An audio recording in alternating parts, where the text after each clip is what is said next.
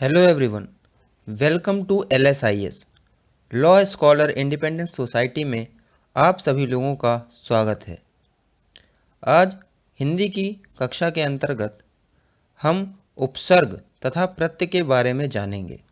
उपसर्ग किन्हें कहते हैं और प्रत्यय किन्हें कहते हैं। चलिए शुरू करते हैं। उपसर्ग उपसर्ग का जब हम संधि विच्छेद करते हैं तो हम पाते हैं कि उप धन सर्ग ये दो शब्द निकल के आते हैं। उप यहाँ पे अर्थ निर्धारित करता है समीप या आगे का, तथा सर्ग का अर्थ होता है सृष्टि करना, मतलब निर्माण करना। तो ये हमें समझ में आता है कि उपसर्ग वे शब्दांश होते हैं। शब्दांश का अर्थ होता है शब्द का अंश। शब्द अलग है और शब्दांश अलग। तो वे शब्दांश जो किसी शब्द के आरंभ में लगकर उसके अर्थ में विशेषता ला देते हैं अथवा उसके अर्थ को बदल देते हैं, वे उपसर्ग कहलाते हैं।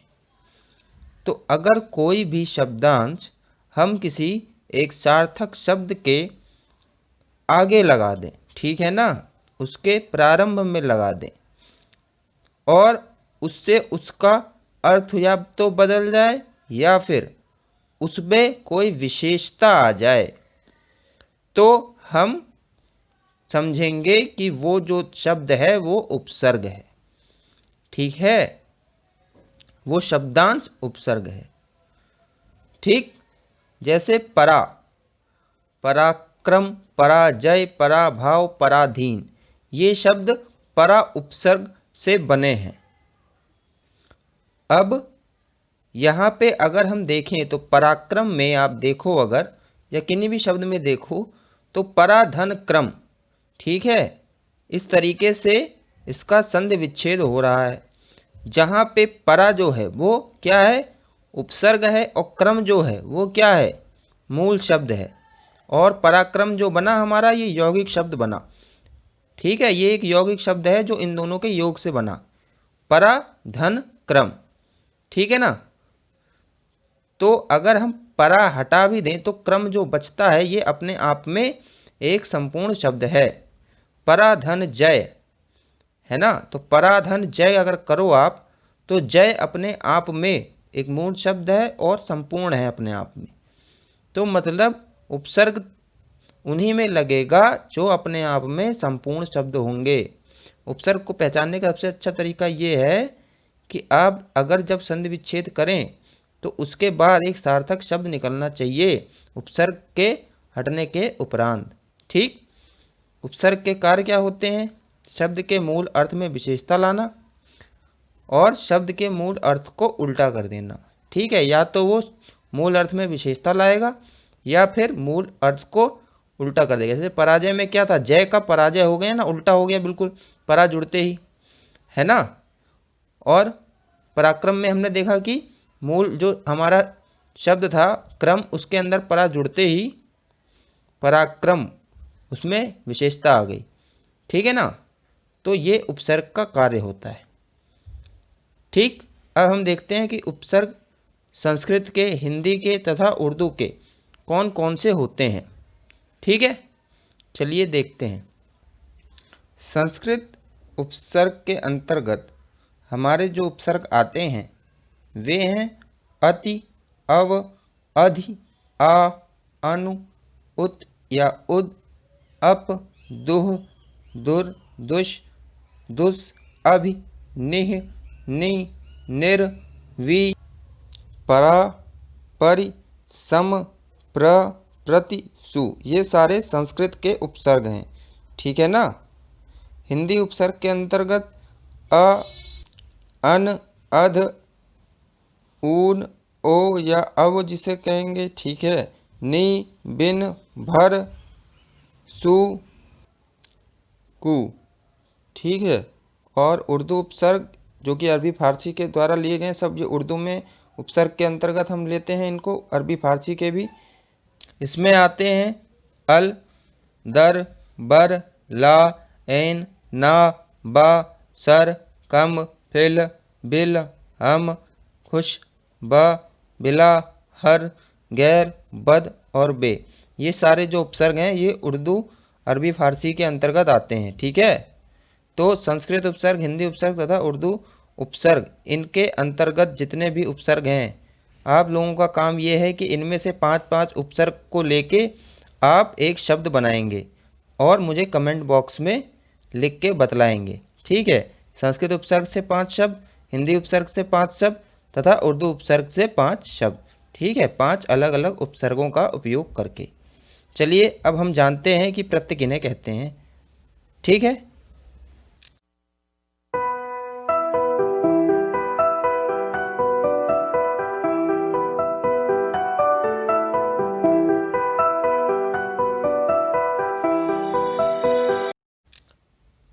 प्रत्यय के अंतर्गत हम देखते हैं कि जब प्रत्यय का संधि विच्छेद होता है तो प्रति धन अय निकल के आता है।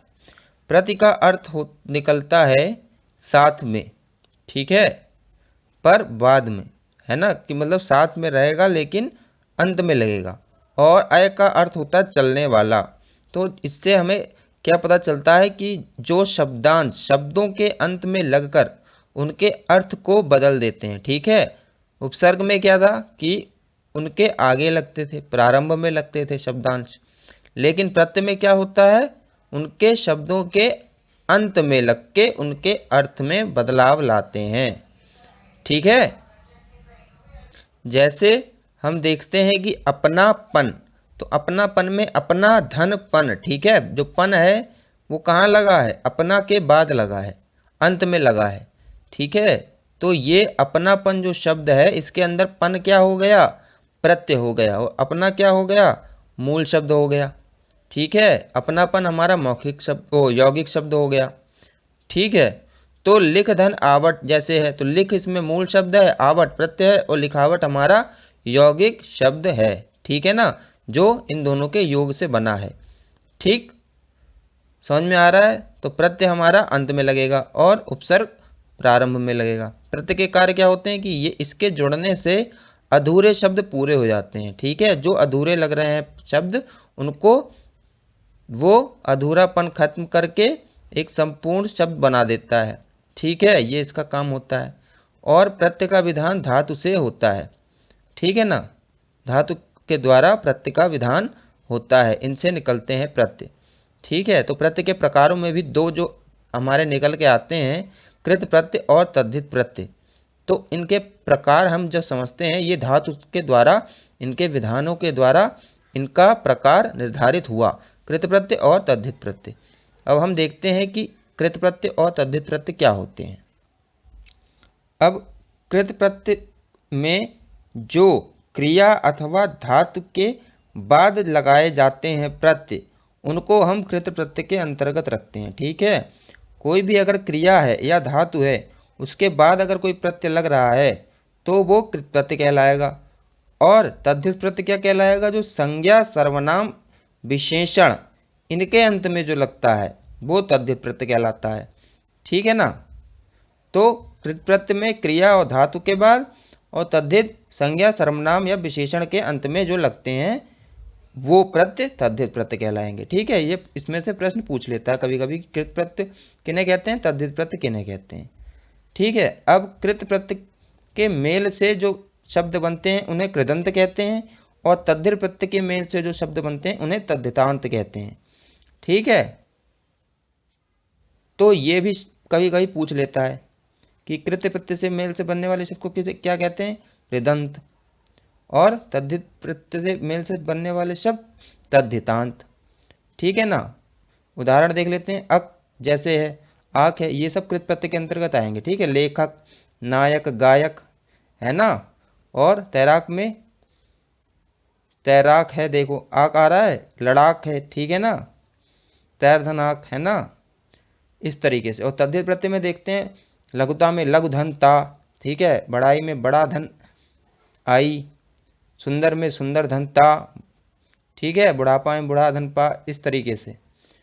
तो इनके भी विभिन्न प्रकार होते हैं जो कि पूछे नहीं जाते ज़्यादातर, लेकिन आप लोग जान लीजिए। ठीक है, अगर इनके बारे में आपको डिटेल में जानना हो तो मुझे कमेंट बॉक्स में बताइएगा कि कृत प्रत्यय के जो प्रकार हैं कृतवाचक या कर्तवाचक जिसे कहते हैं, कृदंत, कर्मवाचक, करणवाचक, भाववाचक, क्रियावाचक और विशेषणवाचक। ठीक है, ये इसके 5 प्रकार होते हैं, 6 प्रकार। ठीक है, और तद्धित के क्या होते हैं, कृतवाचक या कर्तवाचक कह सकते हैं, जिसे ऊनवाचक, जिसे लघुतावाचक भी कहते हैं, संबंधवाचक, घृणावाचक, सादृश्यवाचक, भाववाचक, गुणवाचक, स्थानवाचक तथा स्त्रीवाचक। ठीक है, ये तद्धित के प्रकार होते हैं। तो अगर इनके बारे में आपको और जानना हो तो मुझे बतलाइएगा। वैसे ये इनके बारे में ज़्यादा नहीं पूछा जाता, लेकिन हाँ ये कृदंत और तद्धितांत इनके बारे में पूछ लिया जाता है कि ये इन्हें किसे कहते हैं, तो इसके बारे में आपको पता होना चाहिए।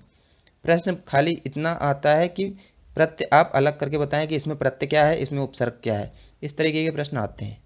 ठीक है, बस कभी कभी जब ज़्यादा कठिन हो जाता है तो कुछ क्वेश्चंस ऐसे आ जाते हैं कि भाई क्रिया धातु के बाद में लगाए जाने वाले शब्द जो प्रत्यय होते हैं उन्हें क्या कहते हैं, संज्ञा सर्वनाम विशेषण के अंत में लगने वाले प्रत्ययों को क्या कहा जाता है, तब उसके अंदर आपको ये कृत प्रत्यय तद्धित प्रत्यय पता होना चाहिए।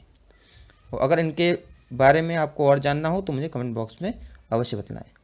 अगर आप लोगों को ये वीडियो पसंद आई हो तो इसे लाइक करें, शेयर करें और इस चैनल को सब्सक्राइब करना ना भूलें। आप सभी का बहुत बहुत धन्यवाद।